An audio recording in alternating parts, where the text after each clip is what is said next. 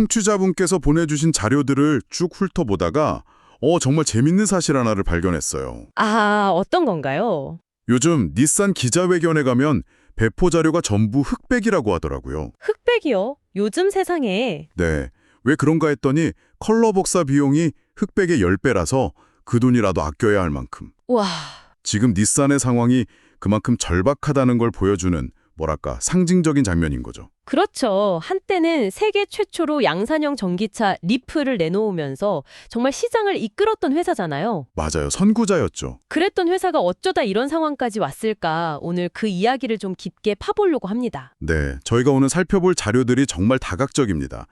청취자분께서 보내주신 닛산의 전략 실패를 파고든 경영 컨설팅 보고서도 있고요. 그리고 지난 20년간의 재무 데이터를 아주 탈탈 턴 심층 분석 유튜브 영상도 있었죠. 네, 거기에 최근 실적 발표랑 신차 계획을 다룬 언론 보도까지. 저희의 미션은 이 자료들을 시줄과 날줄처럼 엮어서 닛산 위기의 큰 그림을 완성해드리는 겁니다. 맞습니다.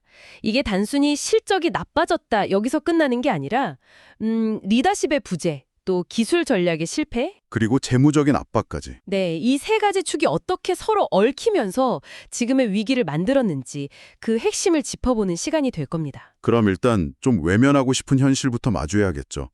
숫자부터 한번 까보죠. 2024년 결산 자료를 보니까 최종 적자가 무려 6,709억 엔. 정말 입이 떡 벌어지는 숫자죠. 그런데 이게 다가 아니라고요? 네, 사실 저 적자보다 더 뼈아픈 건 판매량이요. 판매량이요? 2017년에 580만 대로 정점을 찍었던 판매량이 2022년에는 330만 대까지 떨어졌어요. 잠깐만요. 580만 대가 330만 대요? 네, 5년 만에 42%가 그냥 징발해버린 거죠. 와, 42%. 이건 뭐 부진이 아니라 거의 자연악화 수준인데요. 그렇죠. 이러다 보니까 전 세계 자동차 판매 순위도 11위까지 밀려나서 이제는 중국의 BYD 같은 신생 업체들보다도 뒤에 서게 된 상황입니다. 아, 근데 좀 이상한 점이 있어요.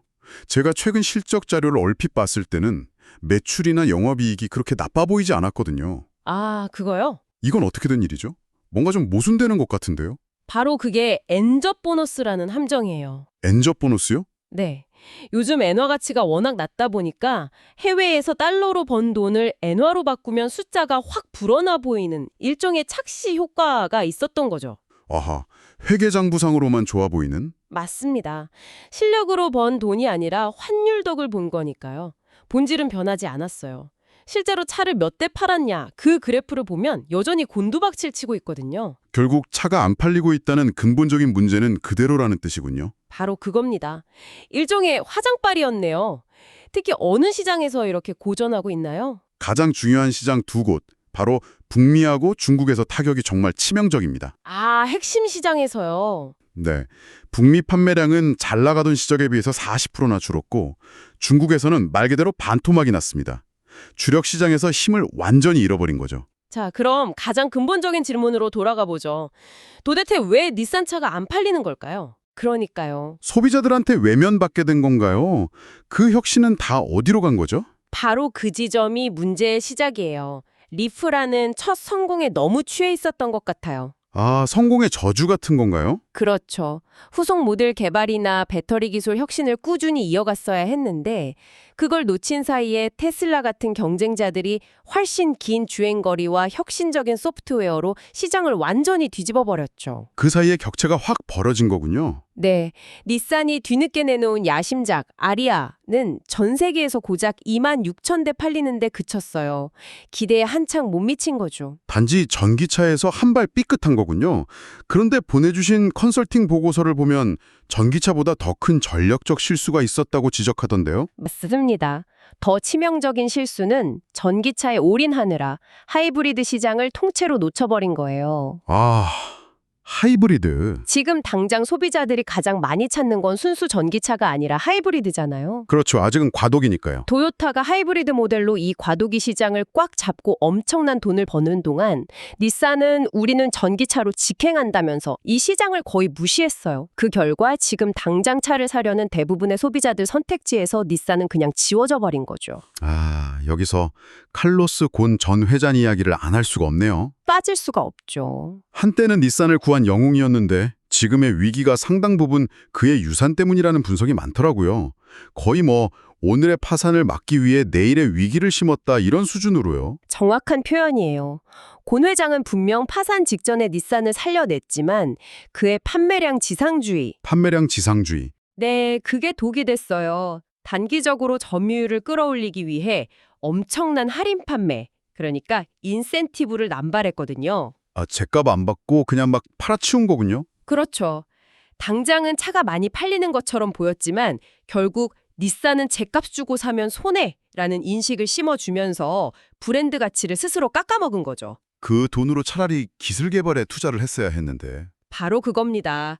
장기적인 신차 개발이나 기술에 투자했어야 했는데 그것도 소홀히 했고요. 그러다 2018년에 그가 갑자기 구속되면서 리더십의 공백이 생기자 그동안 고마웠던 문제들이 한꺼번에 터져 나온 겁니다. 그 훼손된 브랜드 가치가 지금 숫자로 나타나고 있는 거군요. 차 한 대를 팔아서 남는 이익이 경쟁사랑 얼마나 차이가 나는지 보면 그 회사의 기초 체력을 알 수 있잖아요. 그건 어떤가요? 그게 정말 심각한 수준이에요. 자료를 보면 닛산은 차 한 대 팔아서 약 58만 원의 이익을 남기는데요. 58만 원이요? 근데 도요타는 120만 원, 테슬라는 140만 원을 남겨요. 와, 거의 2배, 3배 가까이 차이가 나네요. 그렇죠. 잠깐만요. 그럼 닛산 직원들은 토요타 직원들보다 2배 이상 힘들게 일해야 겨우 비슷한 이익을 낸다는 거잖아요. 와, 이건 정말 사기를 꺾는 수치네요. 맞습니다.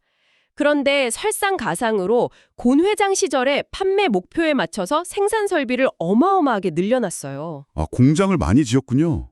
720만 대까지 생산할 수 있도록 공장을 지었는데 지금 실제 판매량은 330만 대 수준이잖아요. 네. 현재 공장 가동률이 60% 정도밖에 안 된다는 뜻인데 이건 그냥 거대한 돈 먹는 하마를 데리고 있는 거나 마찬가지예요. 팔리지도 않을 차를 만들기 위한 공장이 매일 막대한 고정비를 까먹으면서 놀고 있는 셈이군요. 바로 그겁니다. 이런 숫자들을 보고 있으면 일부 언론에서 자금난, 파산 위기 같은 자극적인 헤드라인을 뽑는 게 이해가 가기도 하네요. 실제로 회사가 그게 위험한 상황인가요? 당장 내일 망할 정도는 아니에요. 비상금으로 쌓아둔 현금이 약 2조엔 있고 또 은행에서 빌릴 수 있는 돈도 1조엔 정도는 남아 있거든요. 아, 그럼 당장은 괜찮군요. 네. 근데 진짜 시한폭탄은 다른 데 있어요. 다른데요? 앞으로 전기차나 자율주행 기술 경쟁에서 뒤처지지 않으려면 정말 천문학적인 돈을 쏟아부어야 하는데 그 투자금을 감당할 여력이 점점 사라지고 있다는 게 문제죠. 아, 그리고 재무자료에서 봤는데 꼭 만기가 돌아오는 회사채 규모가 7,800억엔이나 되더라고요. 이것도 엄청난 부담이겠는데요. 네, 그게 지금 발등에 떨어진 불이에요. 그런데 더 큰 문제는 신용평가사 S&P가 닛산의 신용등급을 투기등급, 그러니까 BB로 강등해버렸다는 거예요. 투기 등급이요? 그 정크본드 수준으로요? 네, 맞습니다. 이게 무슨 뜻이냐면 이제 해외에서는 돈 빌리기가 거의 불가능해졌다는 얘기거든요. 와, 그럼 돈은 어디서 빌려요? 어쩔 수 없이 일본 내 은행에서 돈을 빌려야 하는데 이자율이 무려 6%에 달해요. 6%요? 지금 같은 저금리 시대에? 그렇죠.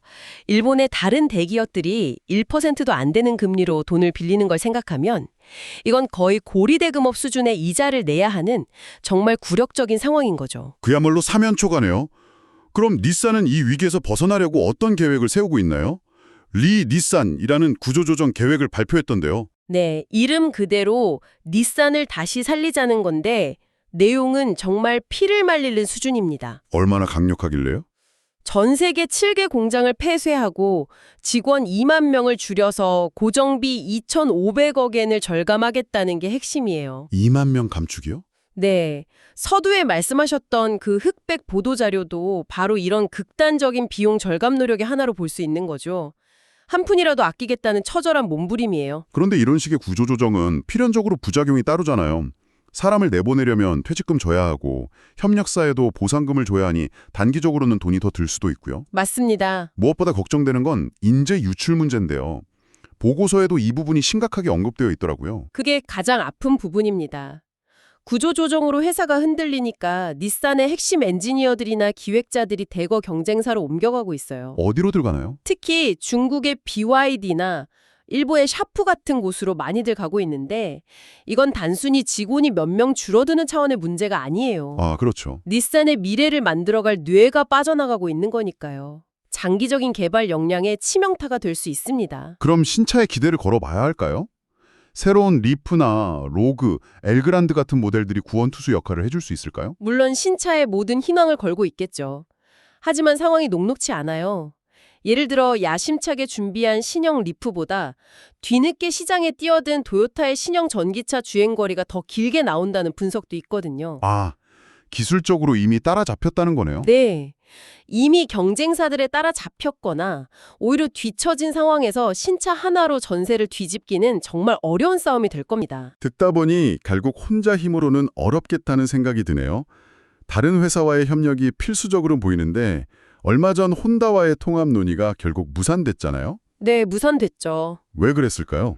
여러 분석이 있지만 결국 양쪽의 자존심 싸움이 컸던 것 같아요. 아, 자존심. 닛산은 우리가 그래도 한때는 하는 자존심이 있고 혼다는 또 혼다 나름의 방식이 있었겠죠. 하지만 거의 모든 분석가들이 공통적으로 지적하는 건 앞으로의 자동차 산업은 막대한 R&D 비용을 감당하기 위해 규모의 경제가 필수적이라는 거예요. 혼자서는 감당이 안 된다. 네, 따라서 어떤 형태로든 다른 기업과의 연합 없이는 생존 자체가 불가능할 거라는 게 중론입니다. 자, 그럼 오늘 이야기를 한번 정리해보죠.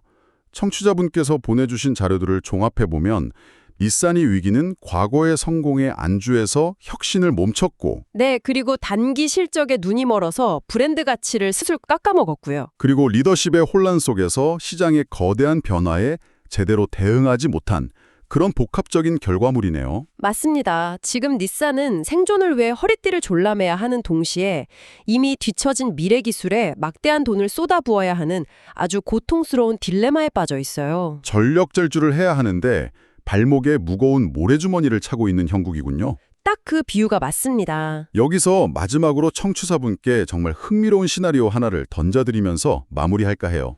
어떤 거죠? 분석 자료 중 하나에서 제시한 아주 도발적인 아이디어인데 만약 KKR이나 칼라일 같은 세계적인 사모펀드가 닛산을 인수한다면 어떻게 될까요? 아, 그거 정말 흥미로우면서도 설득력 있는 관점이죠. 그렇죠. 사모펀드가 들어와서 닛산 내부에서는 차마 실행하기 어려운 정말 피도 눈물도 없는 구조조정을 단기간에 강력하게 밀어붙이는 거예요. 그리고 나서요. 1, 2년 안에 회사를 아주 군살 없이 탄탄하게 만든 뒤 더 건강해진 닛산을 혼다 같은 파트너에게 되파는 시나리오죠. 기업 간의 자존심 싸움이나 복잡한 정치적 문제를 전부 우회하면서 가장 효율적인 해법을 찾는 방법이 될 수도 있겠네요. 맞습니다.